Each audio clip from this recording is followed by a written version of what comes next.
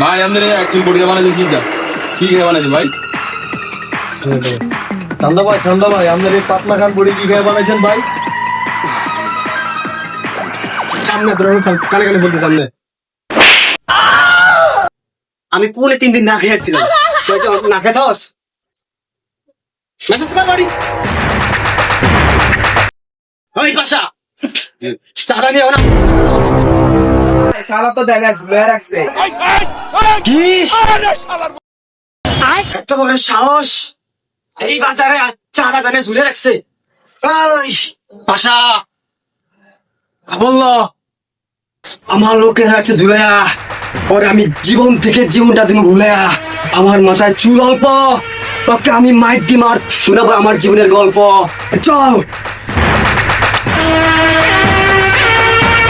ওই পাশা, আমি আসতেছি শুনে মনে হয় তালা মেরে চলে গেছে। না বস, ওরা তো ঝুলে রাখছে। তুই তো বলে ঝুলে রাখছিস।